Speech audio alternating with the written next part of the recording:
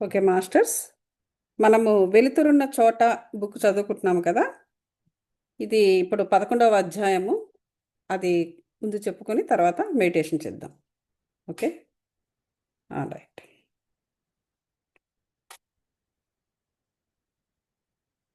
వెలుతురున్న చోట ఇది పరమహంస యోగానంద గారి టీచింగ్స్. 10 అధ్యాయాలు మనం సక్సెస్ఫుల్గా పూర్తి చేసాం. ఇది ఇప్పుడు 11వ అధ్యాయము.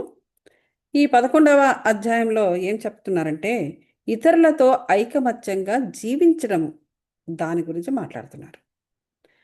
ఇదేంటంటే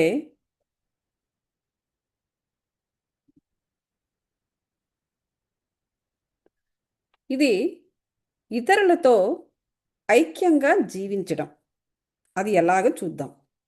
ఓకే.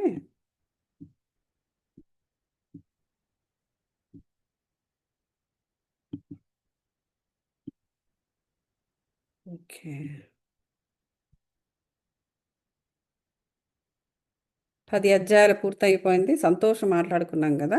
అంటే ఎప్పుడు ఆనందంగా ఉన్నాము అని మనకి ఎలా తెలుస్తుంది అంటే ఎన్ని సమస్యలు ఉన్నా కూడా మనం లోపల నుంచి ఆనందంగా ఉంటున్నాము. సమస్యలు ఉన్నాయి, తీర్చుకుందాంలే అనేటువంటి, తీరుతుంది అనేటువంటి ఒక ఫెయిత్తో, తీర్చుకుందాంలే అనేటువంటి ఒక ధైర్యంతో మనం ఉంటూ ఆనందానికి ఎక్కడా కూడా తొణకకుండా బెనకకుండా మనం ఆనందంగా ఉంటున్నాము అంటే దేవునితో కనెక్షన్ ఉంది అని లెక్క. అలా కాకుండా వస్తున్న ప్రతి ప్రాబ్లంకి కూడా అలజడి పడిపోతూ ఆ, ఒక ఆమ్, ఒక సునామీ లాగా మనము లోపల చాలా ఒక ఖయాస్గా ఉంటున్నాము అంటే ఆ భగవంతునితో కనెక్షన్ లేదు అని లెక్క. ఇదే మనకు అర్థము. దేవుడు కనిపించడు కదా, మరి నీకు ఎలా తెలుస్తుంది నువ్వు దేవునితో నీ కనెక్షన్ ఉందా లేదా అని? సో ఈ విధంగా మనం అర్థం చేసుకోవాలని పరమహంస యోగానంద గారు చెప్పారు. ఇప్పుడు 11వ అధ్యాయము ఇతరులతో ఐకమత్యంగా జీవించడం గురించి. ఓకే అండి. ఓకే, ఇతరులతో ఐకమత్యంగా మనము ఎలా జీవించాలి?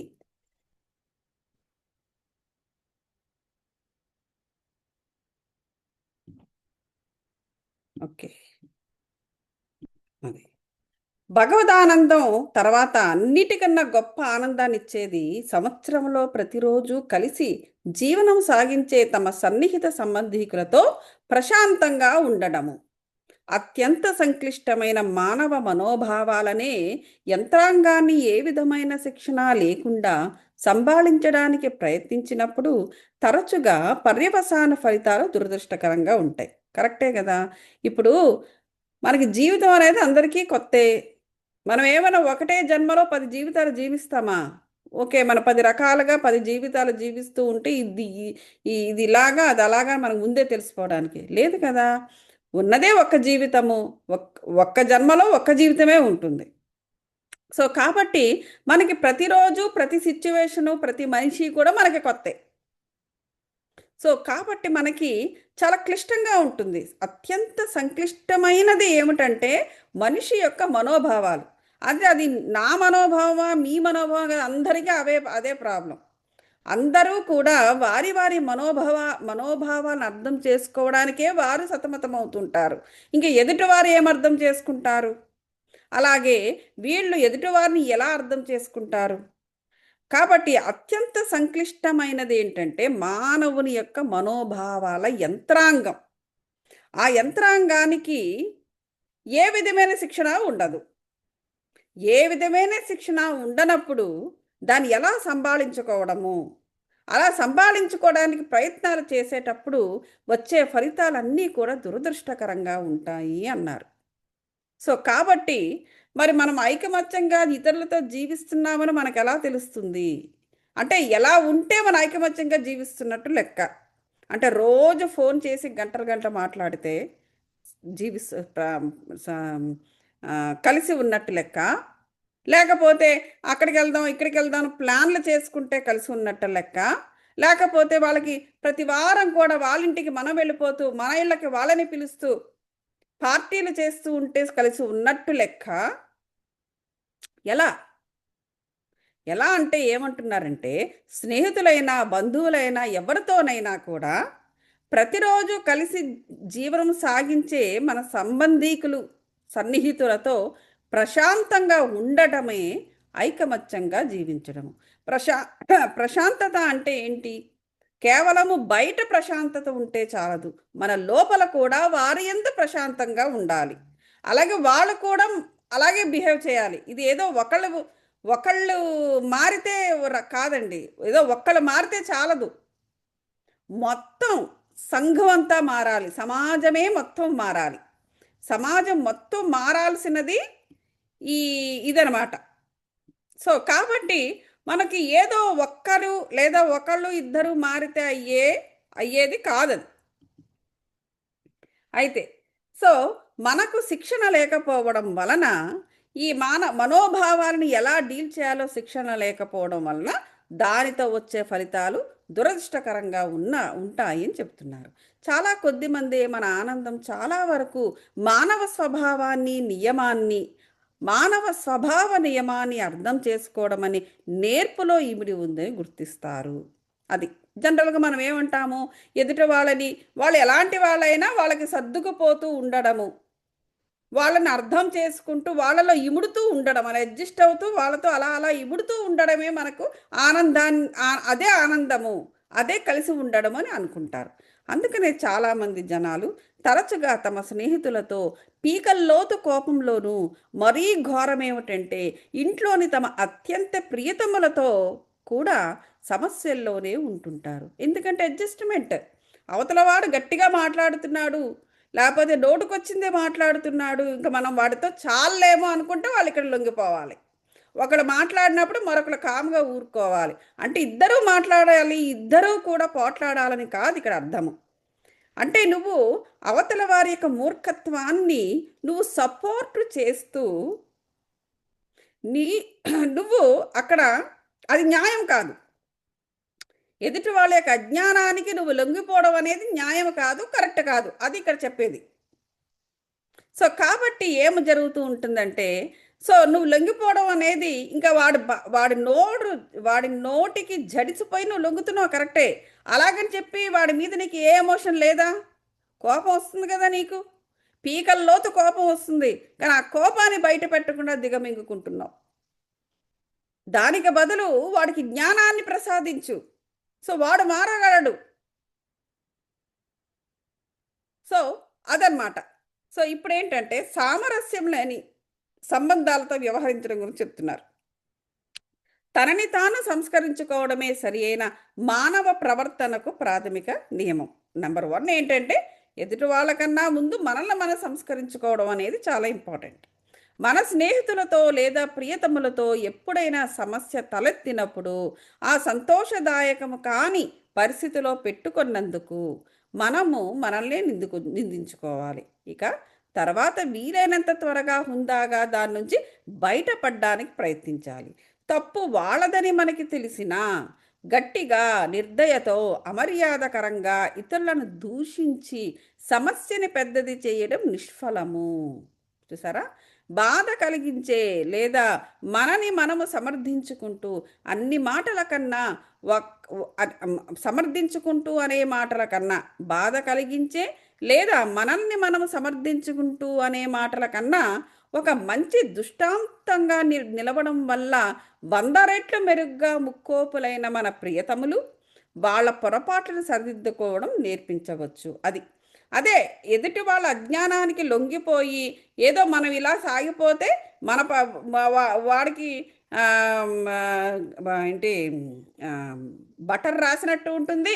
యువతల మనం అలా ఉంటూనే మన పనులు మనం చేసుకుందాం అటంతా ఒక కన్నింగ్నెస్. అది అలా ఉండొద్దు అంటున్నారు. అలా ఉంటే అక్కడ అతనితో కలిసి ఉన్నట్టు కాదు, ఇతరులతో ఐకమత్యంగా ఉన్నట్టు కాదు. అలాగని నీకు అతని పైన కోపం రాదని కాదు, ఎమోషన్ ఉంటుంది కదా. అవతల వాళ్ళకి నువ్వు అడ్జస్ట్ అవుతున్నావు కూడా, లోపల నీకు ఆ వ్యక్తి యందు ఒక రకమైన అయిష్టత, కోపము అనేది ఉంటుంది. సో అది సరి అనేది కాదని చెబుతున్నారు. సో సామరస్యాలు లేని సంబంధాలు అనేవి పెట్టుకోకూడదు. పెట్టుకోవాలనుకునేటప్పుడు సామరస్యాన్ని పాటించాలి. ఎలా అంటున్నారంటే, ఎప్పుడూ కూడా ఇది ఇద్దరి మధ్య ఒక సమస్య తలెత్తినప్పుడు అది సంతోషం కాని పరిస్థితిలో ఉన్న మనల్ని మనం పెట్టుకున్నందుకు అక్కడ ఏంటంటే అవతల వాడు ఇలా చేశాడు అలా చేశాడు అది వేరే సంగతి, వాడిదే తప్పున్నప్పటికీ కూడా ఆ పరిస్థితిలో మరి నువ్వున్నావు కదా, అంటే నిన్ను నువ్వు అక్కడ పెట్టుకున్నావు నువ్వు. సో కాబట్టి ఇది నీ ప్రాబ్లము, నీ రెస్పాన్సిబిలిటీ. సో ఇక తర్వాత వీలైనంత తొందరగా ఏం చేయాలి, నిన్ను నువ్వు అక్కడి నుంచి తప్పించుకోవాలి. అక్కడి నుంచి నిన్ను నువ్వు పక్కకి వెళ్ళిపోవాలి. తప్పు వాళ్ళదని మనకి తెలిసిన గట్టిగా నిర్దయగా అమర్యాదగా వాళ్ళని దూషించరాదు. దూషిస్తే ఏమవుతుంది, ఇంకా సమస్య పెద్దదవుతుంది. అంటే ఏంటి, నిన్ను నువ్వు ఇంకా ఇంకా అక్కడ పెట్టుకుంటున్నట్టే. నిన్ను అంటే ఇక్కడ ఏంటంటే ఇక్కడ మన ఆత్మ, మన ఆత్మను అవతలవాడు నీ నీ ముఖము చూసి నిన్నే దూషిస్తుండొచ్చు, కానీ నిన్ను నీ శరీరాన్ని చూసి వాడు దూషిస్తున్నా ఆ శరీరం అనేది ఏమిటండి, మన ఆత్మ యొక్క భౌతిక స్వరూపమే మన శరీరము. సో శరీరంని చూసి వాడు తిడుతున్నప్పటికీ కూడా నీ ఆత్మ మీద దాని ఎఫెక్ట్ పడుతుంది. సో కాబట్టి నీ ఆత్మను నువ్వు అటువంటి పరిస్థితిలో పెట్టింది ఎవరు, నువ్వే కదా. కాబట్టి ఆ పరిస్థితి నుంచి తప్పించుకోవాల్సిన బాధ్యత కూడా నీదే ఉంది. నిన్ను నువ్వు అటువంటి పరిస్థితిలో పెట్టుకోవద్దు. వాడు నీ శరీరాన్ని దూషించినా, వాడు నీ శరీరంతో కొట్లాడినా, వాడు నీ శరీరంతో కొట్లాడుతూ దుర్భాషలాడినా అది నీ ఆత్మకి కూడా చెందుతుంది. అవతల వాడికి అది తెలియదు తను చేస్తుందే పాపమా పుణ్యమా అని. ఎప్పుడైతే ఎదుటివాడి ఆత్మని నువ్వు బాధించావో అది అవతల వాడికి అది పాపమే అది. కానీ అవతల వాళ్ళకి తెలియదు కదా, నేనే ఫలానా వ్యక్తిని తిడుతున్నాను, నేను నా అంతటోడు ఇంకోటి లేడని వాడు అనుకుంటాడు. సో ఇంకా ఇంకా రెచ్చిపోతుంటాడు. కానీ మరి అటువంటి పరిస్థితిలో నిన్ను నువ్వు అక్కడ పెట్టుకున్నావు కదా, మరి నీ తప్పే కదా.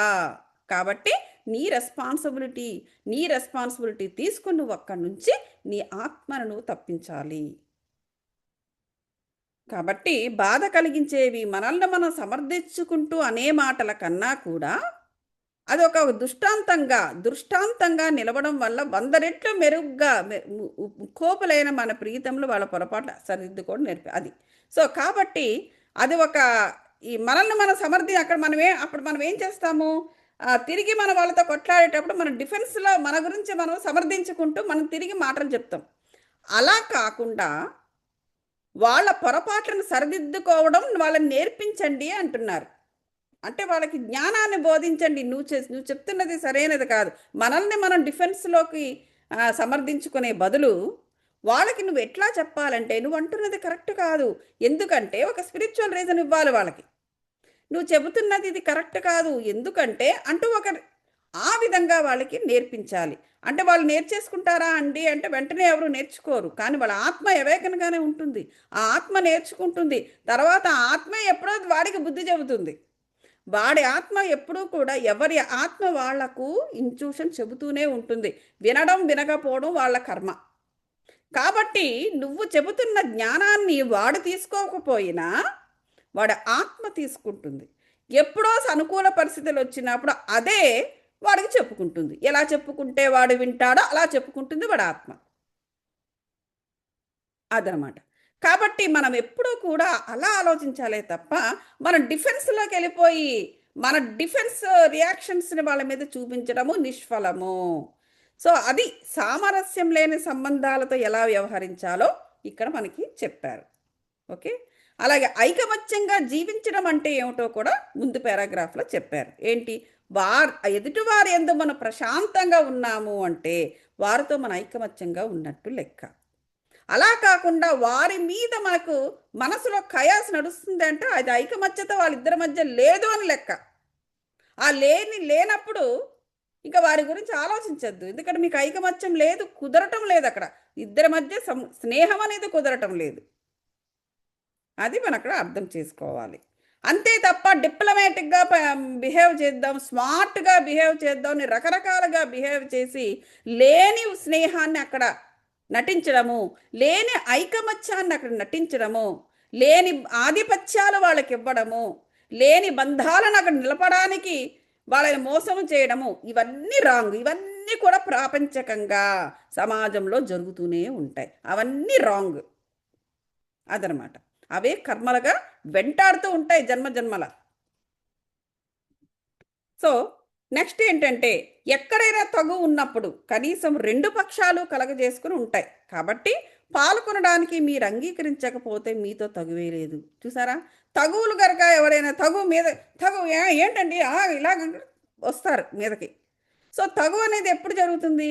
రెండు పక్షాలు కూడా ఒప్పుకొని తగు ఆడుకుందాం అనుకున్నప్పుడే వస్తుంది. కాబట్టి ఆ అవతల వాడు మీకు తగువులకు వచ్చినప్పుడు నువ్వు పాల్గొనక అందులో. నువ్వు అంగీకరించకపోతే తగువాడడానికి, నువ్వు పాల్గొనకపోతే అసలు తగువే లేదు అని చెబుతున్నా. ఎవరైనా మీతో గాయపరిచే విధంగా దుర్భాషలాడితే మౌనంగా ఉండండి. లేదా మీకు కోపం తెప్పించేలా నేను ఏదైనా చేస్తే నన్ను క్షమించండి అని తర్వాత మౌనంగా ఇక ఉండిపోండి. మీకేమైనా కోపం వచ్చిందా అండి? మీ కోపం వచ్చినట్లుగా కోపం తెప్పించేలా నేను ఏదైనా చేశానా? చేస్తే నన్ను క్షమించండి అని ఒక మాట అనేసి తర్వాత అక్కడి నుంచి తప్పేసుకుని వెళ్ళిపోండి అంటున్నారు.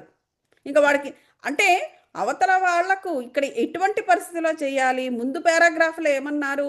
పొరపాటును సరిదిద్దమన్నారు అజ్ఞానికి. మరి ఆ అజ్ఞాని తగు కూడా వేసుకుంటాడు కదా, ఇక్కడ తప్పించుకొని వెళ్ళిపోమంటున్నారు. అంటే అర్థం ఏంటంటే, ముందు వాడికి సరిదిద్దడానికి ట్రై చేయండి. మీ పాయింట్ని అక్కడ ప్రూవ్ చేయండి. నువ్వు ఎందుకు అలా చెబుతున్నావు?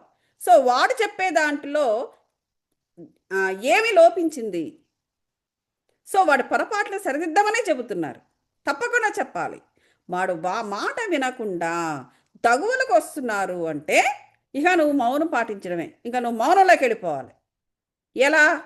మీకు కోపం తప్పించేలా నేను ఏదైనా చేస్తే నన్ను క్షమించండి అని ఒక మాట చెప్పేసి మౌనంలోకి వెళ్ళిపోవాలి. నువ్వు మౌనంలోకి వెళ్ళిపోతే వాడు ఏం చేయగలడు? అది ఆధ్యాత్మిక శక్తి. ఆధ్యాత్మిక వ్యక్తి కోపాన్ని శాంతం ద్వారా జయిస్తాడు. మౌనం అనేది అందుకే ఇంపార్టెంట్. ఇక్కడ 12 టాబ్లెట్లో మౌనం అనే దానికి ఒక పెద్దపీట వేశారు. ఎందుకంటే ఆధ్యాత్మికతలో మౌనం అనేది చాలామంది మునులు ఉంటారు. మునులు అని ఎందుకన్నారు? వారు మౌనాన్ని వహిస్తారు కాబట్టి మౌని. దాంట్లోనే వాళ్ళు మోక్షాన్ని సాధిస్తారు, దేవునితో కనెక్ట్ అవుతారు. సో ఆధ్యాత్మికంగా మౌనం అనేది చాలా ఇంపార్టెంట్ విషయము.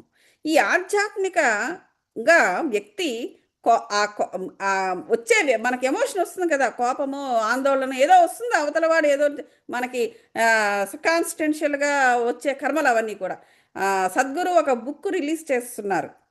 అంటే వాళ్ళు ఒక దేని మీద అంటే ఒక ఆయన అడుగుతాడనమాట, కర్మ అంటే మన ఇండిపెండెంట్గా ఇండివిజువల్గా మనకున్న కర్మేనా, లేకపోతే సర్కమ్స్టెన్సెస్ వల్ల కూడా వచ్చే కర్మలు అవి కూడా మనమేనా?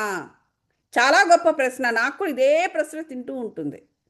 ఇదంతా నా కర్మలేనా? ఇలా వాళ్ళొక మాట అండమో, వీళ్ళొక మాట అండమో, లేకపోతే ఏదో ఒకటి వాళ్ళు చేసే కర్మల్లో పోనీ నేనేదైనా ఒక తెలుసో తెలియకో నేను కాలో వేలో పెట్టడమో, పెడితే దాది మరొక రూపంలోకి రావడమో, అంటే అవన్నీ కూడా ప్రీ డిటర్మిన్డ్, ప్రీ ప్లాన్డ్ గొడవల్లాగే నాకు అనిపిస్తూ ఉంటాయి. ఎందుకంటే మనకు మనకు మనకు ఏది కూడా ముందుగా తెలియదు. కానీ కొంతమంది యొక్క నెట్వర్కింగ్ ఎలా ఉంటుందంటే ఇట్స్ ప్రీ ప్లాన్డ్. ఒక ప్రీ ప్లాన్డ్గా నిన్ను అందులోకి లాగినప్పుడు లాగుతూ ఉంటారు కూడా. మరి అది నా కర్మేనా? చాలామంది ఏమంటారు, నీలో ఏదో నెగిటివిటీ ఉంది కాబట్టి వాళ్ళందరూ అలా బిహేవ్ చేస్తున్నారు అంటారు. విచ్ ఇస్ నాట్ ట్రూ అని నాకు అనిపిస్తూ ఉంటుంది. అంటే నాలో నెగిటివిటీ ఉండడం వల్ల అలా క్రియేట్ అయ్యి వాళ్ళు పాపం మంచివాళ్ళు కాస్త పాపం చెడ్డవాళ్ళు అయిపోతున్నారా? అంటే వాళ్ళు చేసింది అంతా కరెక్టేనా? అంటే వాళ్ళు ఏ తప్పు చేయలేదా? చేయకుండానే ఇన్ని స్టెప్స్ తీసుకుంటున్నారా? ఇది ఏది నిజమైన మాట? ఏది నిజమైన బోధన? ఏది నిజమైన స్పిరిచువల్ ఆన్సర్ అని నాకు ఎన్నోసార్లు ఎంతోమంది విషయాల్లో నాకు వస్తూ ఉంటుంది. సద్గురు దీన్ని నెయిల్ డౌన్ చేశారు. బుక్ ఎవరికైనా కావాలంటే ఆయన బుక్ని ప్రీ ఆర్డర్కి పెట్టుకోవచ్చు. వస్తోంది ఆ పుస్తకం. నీకు సర్కాన్స్టెన్షియల్గా ఎవరెవరో క్రియేట్ చేసిన కర్మలు నీ సొంత కర్మలు కావు. అవి సర్కాన్స్టెన్షియల్ యాక్షన్స్ మాత్రమే. కానీ దాన్ని నువ్వు ఏ విధంగా నువ్వు కనెక్ట్ చేసుకొని దాన్ని నువ్వు ఏ విధంగా చూస్తున్నావు అన్నది మాత్రమే నీది. ఇప్పుడు ఆయన చెప్పిన దానికి పరమహంస గారి ఈ మాటలకి సరిపోయింది కదా. సో నువ్వు జ్ఞానాన్ని ఇవ్వడానికే ట్రై చేయి, నువ్వు స్పిరిచువల్ మార్గంలో ఉన్నావు కాబట్టి. కానీ వాళ్ళకి తీసుకోరు, అజ్ఞానులు కాబట్టి, లేదా ప్రీ ప్లాన్డ్ కాబట్టి. నాకు దొరికే వాళ్ళంతా అలాంటి వాళ్ళు దొరుకుతూ ఉంటారు. సో పాపం అజ్ఞానంతో కొట్టుకుపోయేవాళ్ళు కాదు, అజ్ఞానాన్ని ఒక పెద్ద పీఠం వేసి దానిపైన కూర్చొని రూల్ చేసేవాళ్ళు దొరుకుతుంటారు నాకు. అదంతా హయ్యర్ స్టాండర్డ్స్ పాపం. సో అటువంటి వాళ్ళు గనక ఉన్నప్పుడు ఇక నీ మాటకు అక్కడ విలువ లేదు, నువ్వు ఇస్తున్న జ్ఞానానికి విలువ లేదన్నప్పుడు నువ్వు ఏం చేయాలన్నది పరమహంస గారు చెప్పేశారు. ఏమిటన్నారు? మీకు కోపం తెప్పించారా నేను ఏదైనా చేస్తే నన్ను క్షమించండి అని వెంటనే మౌనంలోకి వెళ్ళిపోమన్నారు. అంటే నీ చావు ఏదో నువ్వు చావు అని చెప్పేసి అక్కడ కట్ చేసేసుకోవాలి నీ బాండింగ్ని, నీ యొక్క ఎనర్జీ బాండింగ్ని వాళ్ళతో ఆధ్యాత్మికంగా చెయ్యాలది. సో కాబట్టి ఇక్కడ చెబుతున్నది అది. కాబట్టి ఇక పరుల గురించి ఆలోచించడం ద్వారా అది అది సో మౌనంగా ఉండటం ద్వారా కీచులాటలు ఆపుతారు, కీచులాటలు పోతాయి. మధురంగా మాట్లాడడం ద్వారా అపసామరస్యాన్ని చెదరగొట్టవచ్చు. చూసారా, ఏది చేస్తే మనకు ఎటువంటి రిజల్ట్ వస్తుంది అనేది ఇక్కడ చెప్పారు. ఇప్పుడు మౌనంగా ఉండడం వల్ల ఆ కీచులాటలు, గొడవలు, అజ్ఞానము, వాళ్ళ ఆ pre plans, already pre determined net ఇవన్నీ ఉన్నాయి కదా, వాటన్నిటినీ కూడా మౌనం ద్వారా నువ్వు జయించేయచ్చు. నువ్వు మధురంగా మాట్లాడడం ద్వారా ఏమొస్తుందండి మరి అంటే, మధురంగా మాట్లాడడం వల్ల అపసామరస్యాన్ని చెదరగొట్టచ్చు. అంటే సామరస్యం లేని చోట సామరస్యాన్ని మనం కల్పించవచ్చు, లేదా సామరస్యత లేని చోట ఆ నెగటివిటీని పారద్రోలచ్చు ఆ మధురంగా మాట్లాడడం వల్ల. ఇక పరుల గురించి ఆలోచించడం ద్వారా అది పరుల గురించి మనం ఆలోచించడం ద్వారా అమర్యాదను సిగ్గుపడేలా చెయ్యవచ్చు. మన పరుల గురించి ఆలోచిస్తూ ఉంటే ఆలోచించి అక్కడ మర్యాద అనేది లేకపోయినప్పుడు, అక్కడ మర్యాద అనేది తక్కువైంది ఒక ఏరియాలో. సో వారి గురించి ఆలోచించి నువ్వు జ్ఞానాన్ని వాళ్ళకి ప్రసాదించినప్పుడు ఆ అమర్యాద నువ్వు అక్కడ తొలగించవచ్చు. అది సో నిర్దయకు బదులుగా హృదయపూర్వకంగా జనులకు దయను ఇవ్వడం కన్నా మోక్షదాయకమైన పని ఇంకొకటి లేదు. చూసారా, నిర్దయకు బదులుగా హృదయపూర్వకంగా జనులకు దయను ఇవ్వడం కన్నా మోక్షదాయకమైన పని ఇంకొకటి లేదు. నిర్దయగా ఉండవద్దు అంటున్నారు. జ్ఞానాన్ని ఇవ్వండి, అజ్ఞాని తీసుకోడు. ఇక చెప్పినంత చెప్పి చేసినంత చేసి అప్పుడు నిన్ను నువ్వు పక్కకు నెట్టుకో అనేసి అంటున్నారు. అలాగని నిర్దయగా ఉండొద్దు. నువ్వు నీ యొక్క క్వాలిటీ ఏంటంటే దయగా ఉండడం, అది మార్చుకోవద్దు ఎవరి గురించి కూడా. సో హృదయపూర్వకంగా జనులకు దయను ఇవ్వడం కన్నా మోక్షదాయకమైన పని ఇంకొకటి లేదు అంటున్నారు అనమాట.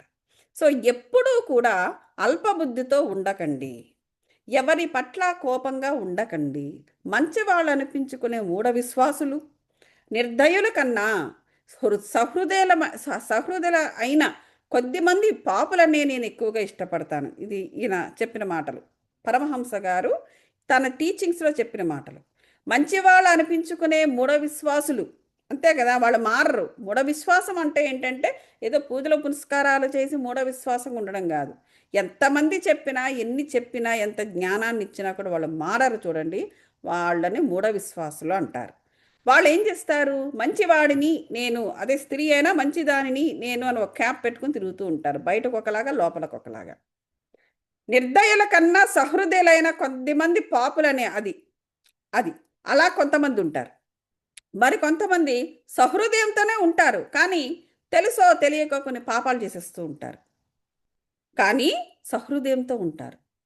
సో వీళ్ళ పాపము చేసిన ఆ సహృదయత అనేది వాళ్ళకు ఉంటుంది, కానీ ఎక్కడో పాపం చేస్తారు. వాళ్ళకన్నా నిర్దయంగా ఉండేవాళ్ళు, పాపాలు చేయకుండా దయతో లేని వాళ్ళు మహానేరం, మహాపాపం అంట. ఏదో తెలుసో తెలియకో ఒక పాపపు పని చేసి, కానీ హృదయంలో మాత్రం సహృదయతో ఉన్నవాళ్ళు బెటరు ఎవరికన్నా. అసలు ఏ పాపము చేయక్కర్లా, కానీ నిర్దయతో ఉన్న వాళ్ళకన్నా. సో నేను అటువంటి వాళ్ళని నేను ఇష్టపడతాను. పాపం చేశారు అని చెప్పేసి వాళ్ళని నానా ఇదిగా చేయవలసింది ఏం లేదు. ఏదో ఉండుంటుంది. ఏదో ఉంటుంది ఏ కర్మనో. కానీ హృదయం సాఫ్‌గా ఉంటుంది వాళ్ళకి. సో, వాళ్ళు బెటరు నిర్దయుల కన్నా. మూఢ విశ్వాసం మంచి వాళ్ళని చెప్పుకునే మూఢ విశ్వాసాలు వాళ్ళందరికన్నా కూడా, నిర్దయుల కన్నా కూడా, పాపము చేసినా కూడా సహృదయత ఉన్న వాళ్ళని నేను ఇష్టపడతాను అన్నారు గురువుగారు. సో, ఆధ్యాత్మికంగా ఉండటం అంటే విశాలంగా క్షమ, అవగాహనలు కలిగి అందరికీ స్నేహితుడిగా ఉండటము. ఇప్పుడు మూఢ విశ్వాసం లోపల అజ్ఞానాన్ని పెట్టుకొని లోపల అహంకారంతో ఉంటూ మంచివాణ్ణి అనిపించుకోవడానికి మంచి మధురంగా మాట్లాడుతూ ఎదుటి వాళ్ళని మోసం చేస్తూ ఉండే వాళ్ళకన్నా అది అది నిజమైన స్నేహము కాదు, నిజమైన ఐకమత్యంగా జీవించడము కాదు అది చెబుతున్నారు. ఆధ్యాత్మికంగా అది ఆధ్యాత్మికత కూడా కాదు. ఆధ్యాత్మికంగా ఉండడము అంటే విశాల దృక్పథంతో ఉండాలి. క్షమ, క్షమ అనే దాన్ని ఎక్కడ వాడాలో అక్కడ వాడాలి. అవగాహన కలిగి ఉండాలి. అందరికీ స్నేహితుడిగా ఉండాలి. అంతే ఆధ్యాత్మికత అని చెబుతున్నారు. రోమన్ సామ్రాజ్యం మొత్తము క్రీస్తులో నిర్దయను రెచ్చగొట్టలేకపోయింది. తనను సిలువ వేసిన వాళ్ళను కూడా ఆయన చూడండి, రోమన్ సామ్రాజ్యం మొత్తం కూడా క్రీస్తులో అసలు నిర్దయ అనేది ఉందా అనుకున్నారంట. ఎంతో రెచ్చగొట్టడానికి చూశారంట. అతని కారుణ్యానికి కదా ఆయన కారుణ్యమూర్తి కదా, కరుణామూర్తి, కరుణామయుడు ఎవరు? క్రీస్తు. అటువంటి వాడిని ఎన్నో రకాలుగా ఇబ్బందులు పెట్టి రెచ్చగొట్టేవారు మాటలతో. అప్పుడైనా సరే అతను ఆ కరుణని తగ్గించి ఎగనెస్ట్గా ఉంటాడేమో అని తనను సిలువ వేసిన వాళ్ళను కూడా ఆయన తండ్రి వాళ్ళని క్షమించు, ఎందుకంటే వాళ్ళు ఏమి చేస్తున్నారో వాళ్ళు ఎరుగరు అన్నారంట. చూడండి ఈ యేసుక్రీస్తు. సో కాబట్టి దయకు అంత ఇది ఉందన్నమాట. మానసిక సంస్కారం, అంతర్యములో హృదయపూర్వక మర్యాద, ఇంకా ఎడతగని దయ, ఇవన్నీ చెడు ప్రవర్తన అంతటికీ సరి అయిన విరుగుళ్ళు. అది అంటే ఏంటి? మానసికంగా సంస్కారం లేని వాళ్ళు కొంతమంది బయటికి శారీరకంగా సంస్కారవంతులుగా వినయవంతులుగా బిహేవ్ చేస్తుంటారు. కానీ మానసికంగా వాళ్ళకి ఏమాత్రం మనసులో సంస్కారం ఉండదు. ఆంతర్యము అంటే మనసులో హృదయపూర్వక మర్యాద, ఎడతెగని దయ, ఇవన్నీ కూడా వీళ్ళు చాలామందికి ఉండదు. అవన్నీ కూడా చెడు ప్రవర్తన కింద వస్తుంది. అటువంటి చెడు ప్రవర్తనకి విరుగుడు ఏమిటి అంటే దానికి ఆపోజిట్లో ఉండడమే. మానసికంగా సంస్కారాన్ని కలిగి ఉండడము, ఆంతర్యంలో హృదయపూర్వకమైన మర్యాద, దయ కలిగి ఉండడం. చాలా వరకు జనులు తమ స్వకీయ దృక్పథం నుంచే మాట్లాడతారు, అలాగే పని కూడా చేస్తారు. వాళ్ళు అవతల వ్యక్తి పక్షాన్ని అరుదుగా చూస్తారు. అంటే అవతల వాళ్ళ వైపు మనం ఆలోచించేప్పుడు మన వైపు నుంచే మనం ఆలోచిస్తాం. మొత్తం ప్రపంచాన్ని కూడా మన వైపు నుంచే మనం చూసి అర్థం చేసుకుంటాం. సో కాబట్టి అలా చేయకూడదు. అవగాహన రాహిత్యం వలనే మీరు ఎవరితో అయినా సరే తగులోకి దిగితే, ఎవరు వాదన మొదలుపెట్టినప్పటికీ మీలో ప్రతి ఒక్కరూ అవతల వాళ్ళలాగే నిందార్హులు. మూర్ఖులు వాదిస్తారు, తెలివైన వాళ్ళు చర్చిస్తారు. అది ఒకటి గుర్తుపెట్టుకోవాలి. మూర్ఖులు అనేవాళ్ళు ఎప్పుడు వాదిస్తూ ఉంటారు, తెలివైన వాళ్ళు మనతో చర్చిస్తూ ఉంటారు. మంచి చెడు, ఇది కరెక్ట్ కాదా, అవునా కాదా. చర్చించడం వేరు, వాదించడం వేరు. వాదించడం అనేది ఎలా ఉంటుంది? వాడి పాయింట్ని ప్రూవ్ చేయడానికి వాడు వాదిస్తూ ఉంటాడు. తెలివైన వాళ్ళు ఏం చేస్తారు? చర్చిస్తూ ఉంటారు. అది తేడా. ప్రశాంత భావం కలిగి ఉండమంటే మీరెప్పుడు చిరునవ్వులు చిందిస్తూ ప్రతి ఒక్కరితో వాళ్ళేమన్నప్పటికీ అంగీకరిస్తూ ఉండటం కాదు. అది ప్రశాంత భావం కలిగి ఉండడం అంటే ఏంటండి? ఎవరు ఏమన్నా అక్కడ ఈ అని నవ్వుతూ ఉండడం కాదట. సత్యం పట్ల మీకు శ్రద్ధ ఉన్నప్పటికీ మీరు దాంతో ఎవరిని బాధించదలుచుకోరు. అది సత్యం. వాళ్ళకి సత్యం తెలీదు, కానీ మీకు సత్యం ఆల్రెడీ తెలుసు. సత్యం పట్ల మీకు శ్రద్ధ ఉంది, వాళ్ళకి ఎదుటివాడికి ఉండదు. వాళ్ళకి ఏం తెలిస్తే అదే కరెక్ట్ అంటారు. సో కాబట్టి నీకు సత్యం తెలుసు కదా అని వాళ్ళని ఎదురు వాళ్ళని బాధించద్దు. ఇది వేరొక చివరి వరకు వెళ్ళడం అవుతుంది. ఎందుకంటే ఎదుటివాడు కూడా నీ అంతటి స్థాయిలో ఉంటే వాడు నిన్ను అర్థం చేసుకుంటాడు.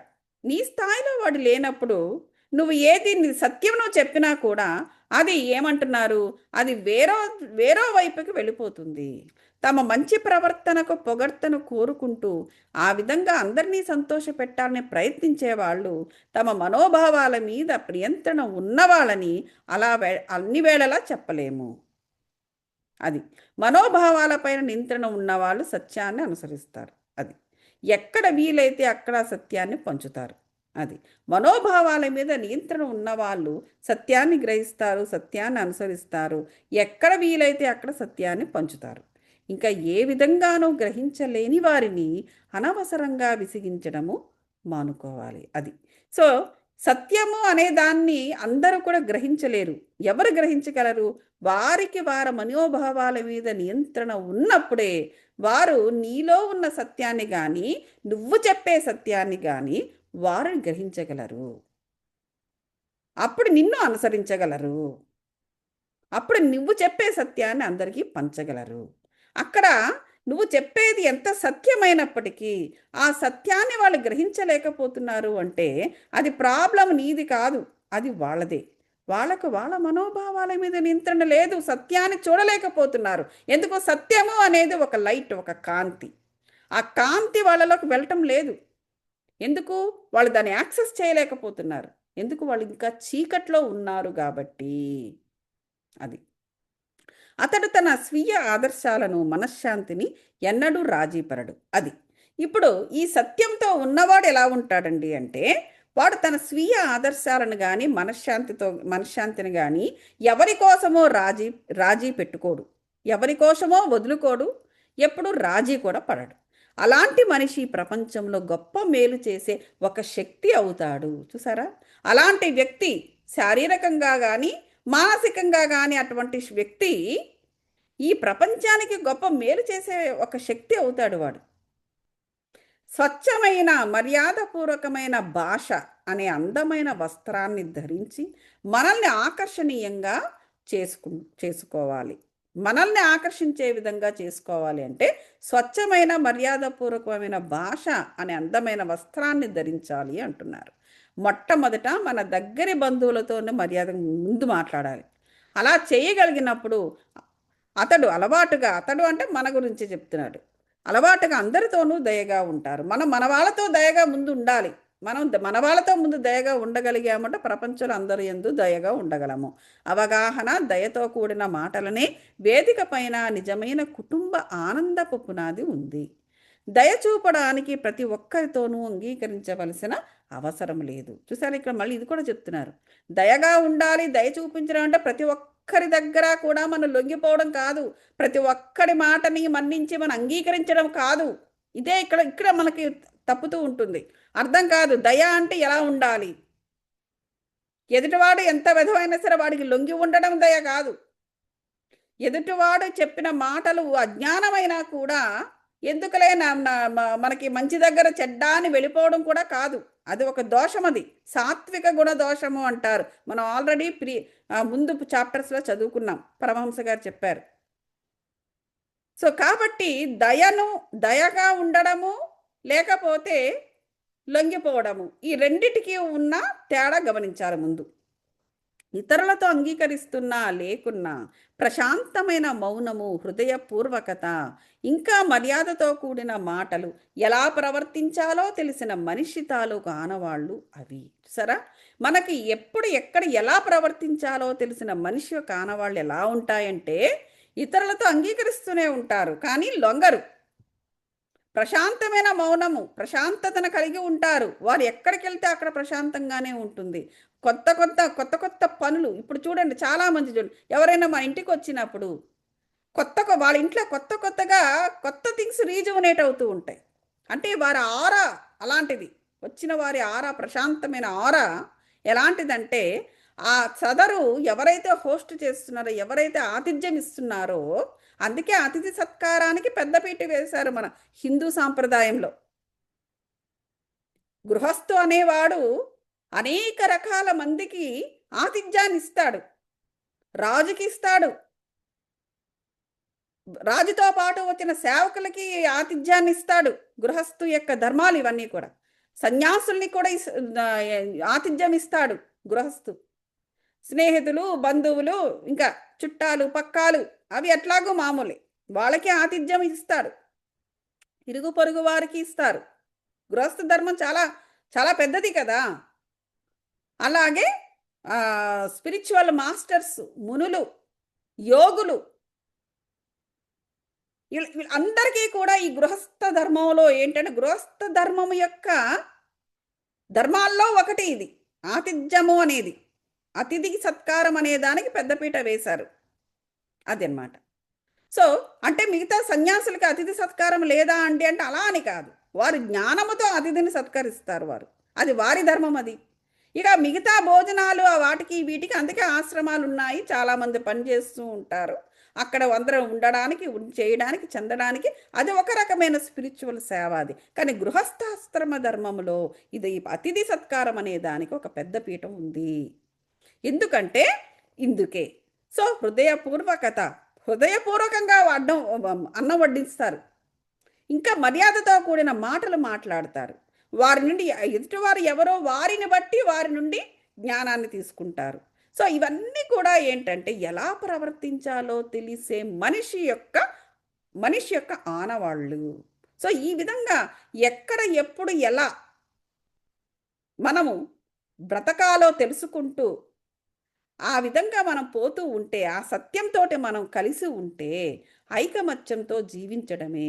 ఫోన్లు గంటలు గంటలు మాట్లాడడము, అక్కడికి ఇక్కడ తిరగడము, లేకపోతే కార్లు వేసుకుని డ్రైవ్ చేసుకుంటూ పోవడము, ఇవన్నీ కాదు. అవన్నీ అయిన తర్వాత at the end of the day ఇద్దరు కొట్టేసుకొని మాట్లాడుకోవడం మానేస్తారు. అది కాదు అక్కడ అతిథి సత్కారము అంటే. ఓకే మాస్టర్స్, మనం ఇక్కడ ఆపుదాము, మెడిటేషన్ చేద్దాము. మళ్ళీ నెక్స్ట్ శనివారము కలిసి ఇదే టైంకి మనము కొనసాగిద్దాం. ఓకేనా?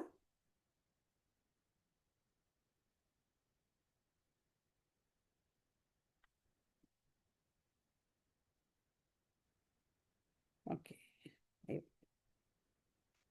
కళ్ళు మూసుకోండి.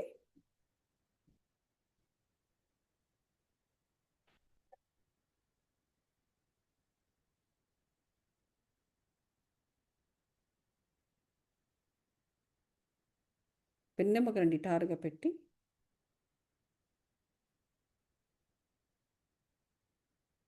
బాడీని రిలాక్స్గా ఉంచండి మాస్టర్స్. ఆలోచన రహిత స్థితిలో ఉంటూ శ్వాస మీద ధ్యాస పెట్టండి. ఆలోచన రహిత స్థితి, శ్వాస మీద ధ్యాస.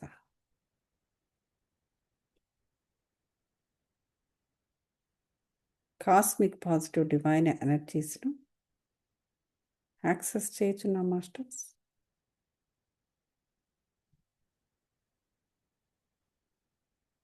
కాంతి, బ్రైట్ కాంతి energies, golden rays, healing energies, అలాగే లైఫ్ ఫోర్స్ ఎనర్జీస్ మీద ఒక జలపాతంలా ప్రవహిస్తున్నట్టుగా ఊహించుకోండి. ఆరా పూర్తిగా ఈ ఎనర్జీస్తో నిండిపోయినది. ఆరా 1 కిలోమీటర్ల దూరంలో విస్తరించి ఉన్నట్టుగా ఊహించండి మాస్టర్స్. కంప్లీట్గా ఎనర్జీస్తో నిండి ఉంది. క్రమేపీ 7 శరీరాల్లో ఎనర్జీస్ ప్రవేశించి ప్రతి కణములోనూ, కణముల మధ్య భాగము, కణముల లోపల ఉన్న న్యూక్లియస్లో ఉన్న DNA కోడ్నంతా కూడా విరివిగా విస్తారంగా ఎనర్జీస్ ప్రవహిస్తూ ఎక్కడెక్కడ toxic energies, incomplete energies, negative energies ఉన్నా వాటన్నిటినీ కలెక్ట్ చేసి బయటకు పారద్రోలినట్టుగా ఊహించండి మాస్టర్స్. 7 శరీరాల నుంచి కూడా ఈ ప్రతికూల ఎనర్జీసు, మనది కాని ఎనర్జీసు బయటికి పారద్రోలబడినది. ఆ విధంగా పారద్రోలబడిన ఆ నెగిటివ్ ఎనర్జీస్పై దాడి చేసి వాటి యొక్క నెగిటివ్ ఆస్పెక్ట్స్ను పూర్తిగా డిస్ట్రాయ్ చేసినవి డివైన్ ఎనర్జీస్. ఈ డివైన్ ఎనర్జీస్లో అనేక డివైన్ గురు శక్తి, డివైన్ ఏంజలిక్ శక్తి, డివైన్ సోల్స్ యొక్క శక్తి కూడా నిక్షిప్తమై ఉన్నది మాస్టర్స్. పూర్తిగా నెగిటివ్ ఆస్పెక్ట్స్ని కోల్పోయిన ఆ ఎనర్జీస్ తిరిగి ప్యూరిఫై అయిపోయి తిరిగి ప్రకృతిలో కలిసిపోయినవి. ఇప్పుడు సంపూర్ణంగా మన ఆరాలోనూ డిఎన్ఏ కోడ్ వరకు కూడా ఫ్రీగా cosmic positive divine energies, golden days healing energies and ప్రాణ లైఫ్ ఎనర్జీస్ ఫ్రీగా ఫ్లో అవుతున్నవి. ఆరాను 7 బాడీలను కూడా క్లెన్స్ చేసి బ్యాలెన్స్ చేసినవి. అలాగే చక్రాలను క్లెన్స్ చేసి బ్యాలెన్స్ చేసినవి. ఆ విధంగా పంచభూతాలను కూడా శుద్ధి చేసి బ్యాలెన్స్ చేసినవి మాస్టర్స్.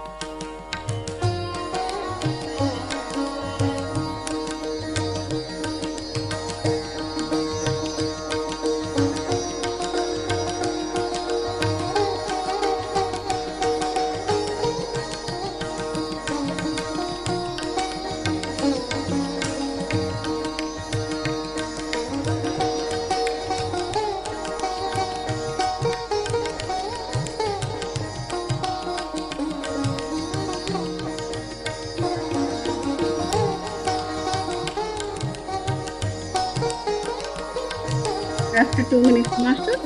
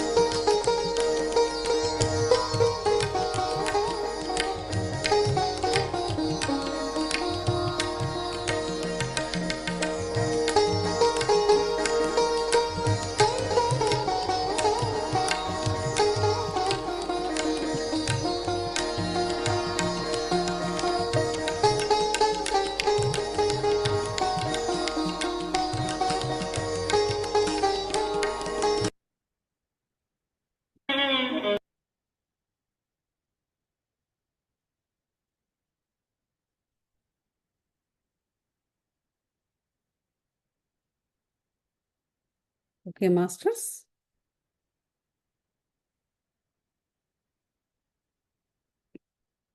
హై ఎనర్జీస్ నుండి నార్మల్ స్టేట్ ఆఫ్ మైండ్కి రావడానికి నెమ్మదిగా ట్రై చేయండి మాస్టర్స్.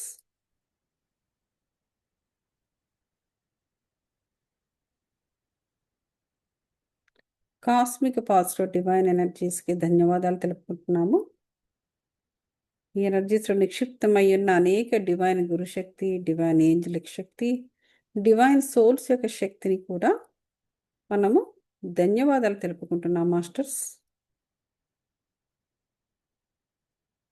పంచభూతాలకు, ప్రకృతి మాతకు ధన్యవాదాలు తెలుపుకుంటున్నాము. అలాగే జన్మనిచ్చిన తల్లిదండ్రులకు, సొసైటీకి ధన్యవాదాలు తెలుపుకుందాం masters. Lastly but not the least, మీ 7 శరీరాలకు, మీ ఆత్మకు ధన్యవాదాలు తెలుపుకోండి. ఇప్పుడు 2 అరచేతులు తీసుకుని కండ్ల మీద పెట్టుకోండి మాస్టర్స్ ఫర్ 5 seconds. 5, 4, 3, 2, 1, 0. నెమ్మదిగా 2 కళ్ళు ఓపెన్ చేసి మీ అరచేతులు నవ్వుతూ చూసుకోండి masters. Thank you so much అండి. వసుంధర గారు, ఏదైనా ప్రశ్న ఉందా మీకు? ఎవరికైనా ఏదైనా ప్రశ్న ఉంటే నన్ను అడగవచ్చు. ఎవరికైనా ప్రశ్న ఉందా మాస్టర్స్? హలో అండి గౌరీ గారు, మీరు చాలా లేట్గా వచ్చారు, ఇప్పుడే అయిపోయింది. అవునా, నేను 1 అన్నారు కదా, 1 స్టార్ట్ అయింది. 12 కదా, ఈస్టర్న్ టైం 12 to 1. ఓ, నేను 1 అనుకుని 1కి జాయిన్ అయ్యాను. లేదు, నేను మెసేజ్ పెట్టాను కదా, అదే ఫ్లైర్ కూడా ఉంది కదా, 12 to 1 o'clock. మళ్ళీ నెక్స్ట్ శనివారము ఇప్పుడు నేను రికార్డింగ్ చేశాను, రికార్డింగ్ నేను సోహంలో పెడతాను. ఓకే, యా, మళ్ళీ నెక్స్ట్ శనివారం ఉంటుంది, ప్రతి శనివారం కూడా. మనకు eastern time 12 o'clock to 1 o'clock, అంటే రేపటి నుంచి మన టైం మారుతుంది. నేను మళ్ళీ కొత్త ఫ్లైర్ పంపిస్తాను నేను. ఓకే, మీరు ఎక్కడ ఉంటున్నారు? డెలావేర్ అండి. ఇక్కడే కదా, Delaware same time zone. Okay, yeah, okay, fine. అది వసుంధర గారు, మీరు మీరు బిగిన్ అంటే మొదటి నుంచి మీరు జాయిన్ అవ్వాలి మేడం, మొదట్లోనే మీరు జాయిన్ అవ్వాలి. నేను మెడిటేషన్లో ఉన్నప్పుడు మీరు జాయిన్ అయ్యారు. కాదండి, మీరు తప్పు పెట్టారండి. ఇక్కడ 1 PM అని పెట్టారు డిస్క్రిప్షన్ లో, టైం నూన్ అని పెట్టి 1 PM అని ఉంది. noon to 1 PM. ఓ 2 అనా? ఆహా, ఓకే. నూన్ అంటే 12. అదే సారీ అండి. నేను యా సరిగ్గా అది నూన్ చూడకుండా 1 PM అని చూసి జాయిన్ అయ్యాను. యా ఓకే, నేను ఓకే. మారుస్తానులేండి. అయితే ఓకే. నూన్ టు 1 PM అంటే ఓకే. 12 to 1. నాకు అండర్స్టాండ్ అవుతుంది కానీ నేను నూన్ అన్న చూడకుండా 1 PM ఓకే, చేశాను. రైట్. సో సారీ నెక్స్ట్ అండి. సారీ. మళ్ళీ నెక్స్ట్ వీక్ ఓకే. జాయిన్ అవ్వచ్చు. సారీ. వసుంధర గారు, మీరు బిగినింగ్ లోనే జాయిన్ అవ్వండి మేడం. మేము మెడిటేషన్ లో ఉన్నప్పుడు మీరు జాయిన్ అయ్యారు. నాకు అక్కడ చూసుకోవడం కొంచెం టైం పట్టింది. అక్కడ అడ్మిట్ అనేది అని నేను నొక్కాలన్నమాట. ఓకేనా? Okay. Yeah yeah okay. Okay, thank you okay. So much. Recording ఈ రోజు రికార్డింగ్ వినండి. ఓకే. మనము కంటిన్యూ చేద్దాం. Okay, okay. Thank thank you. You so much అండి. Thank you everybody. Thank you. Thank you.